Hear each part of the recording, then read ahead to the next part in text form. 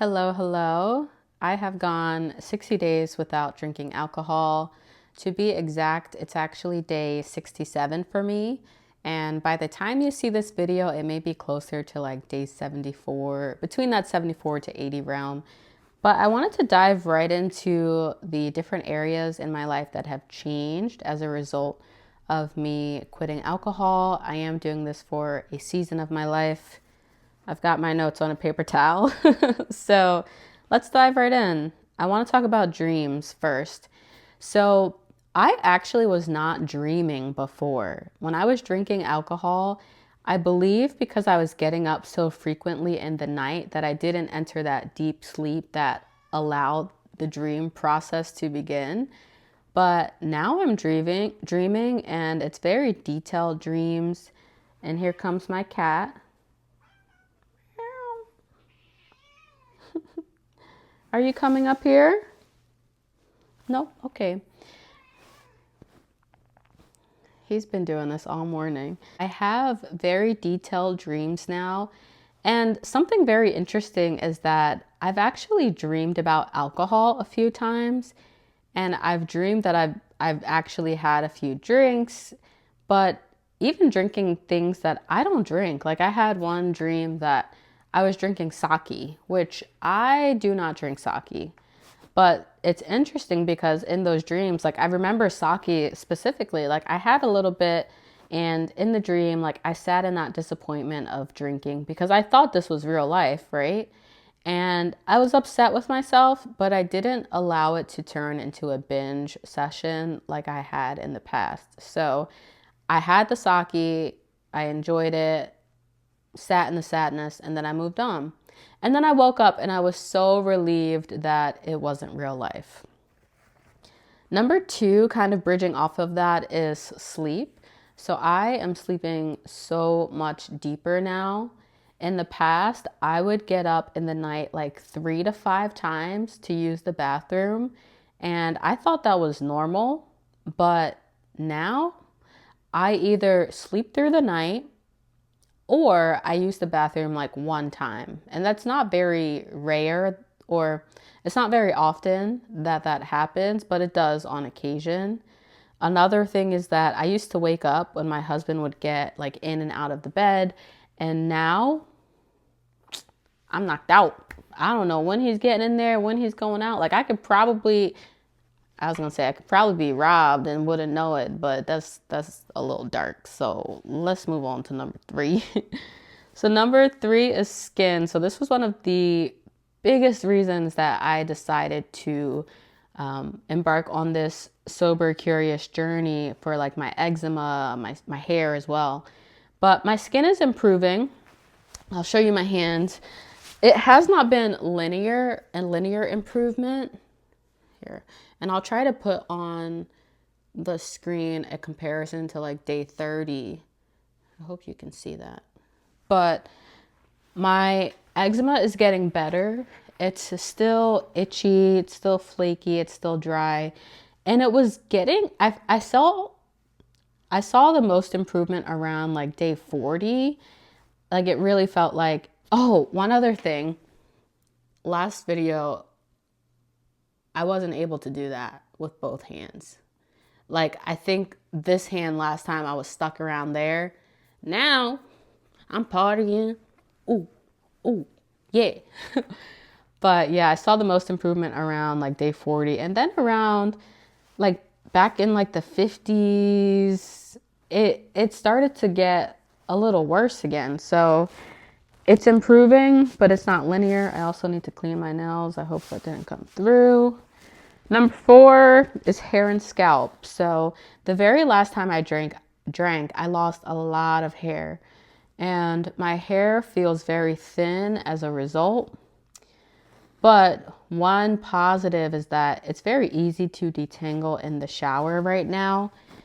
And I wouldn't say just because it thinned out, but it's just easier. I have curly hair, so sometimes it feels like I'm going to war with my hair, like trying to detangle. But it's been pretty easy, and I'm washing my hair around the same frequency that I was before, maybe even slightly longer than I was before. My scalp, it's still like a little itchy, a little flaky. I'm gonna show you my hairline. When I that last time I drank, my body was so inflamed and my scalp was so itchy. I just about like um what's the word? Like scratched this all raw. So my hairline is struggling. I mean, it was struggling before because I have a history, like when I was younger, I would get braids and that kind of pulled on my hairline. But this is the worst it's ever been, and it's definitely because I was itching so much, and it's still kind of itchy and flaky, but it's not nearly as bad as it was 60 days ago or even 30 days ago. Number 5 is social outings. I find myself saying no more. So we just got through the Super Bowl, and that was, I think, February 8th, whatever that Sunday was. What's today's date? Today's 13.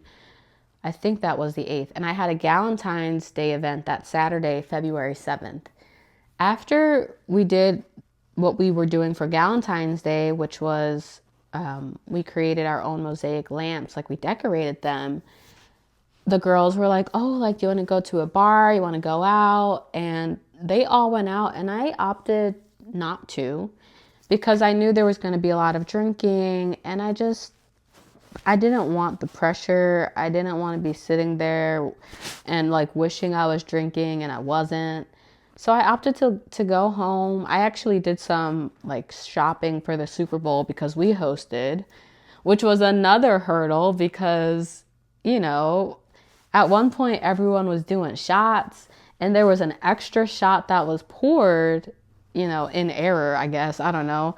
And so I was like eyeballing that shot and I was like, oh, that day was day 62, the Super Bowl. So badly, I just wanted to like be like, I'll take it. But I stayed strong. I even went upstairs. I was like, I need a second to like get my mind right because I gotta lock in. But it is difficult, but it gets easier. So the more you do it, the easier it gets. All right, number 6. So one thing that helps me so much is the app that I use to track. So I use Days Since. I have a screen recording of it that I did on day 63. I might just enter that, or maybe I'll re-record it. I don't know. But on that app, it tracks your days and you can add a widget to your home screen and it automatically progresses every day. So it's like I see that number on my home screen and I know it's day 67. And when I feel tempted to drink, I ask myself, do I want it to say 68 or do I want it to say day 1? And that really helps me. I'll say also, I use NA, so no alcohol. I didn't want to spell that out just in case somebody was like looking at my phone over my shoulder. I just feel like NA, oh my God, my cat just like ran across the floor so violently. I feel like NA is a bit more reserved, like you won't know what that means. And if I didn't say it, it's the Days Since app. Number 7 is weight. I don't really talk about this one. I don't think I talked about it in my day 30 update because me quitting alcohol really had nothing to do with my weight. Of course, I would love to lose weight, but it was really my skin and my hair as the driver for why I was doing this. But I will say I haven't been like for a long time, closely tracking my calories. I was even being a little bit of a big bag, not fully, but there were some big bag tendencies. And I wasn't struggling with my weight the same way I had in the past while also having those big bag tendencies, but adding in the alcohol. So I feel like my weight has been stable and even like dropping a little bit, very slowly, but it is dropping. And actually, I'm going through a reverse diet right now. So I'm intentionally trying to bring my calories back up.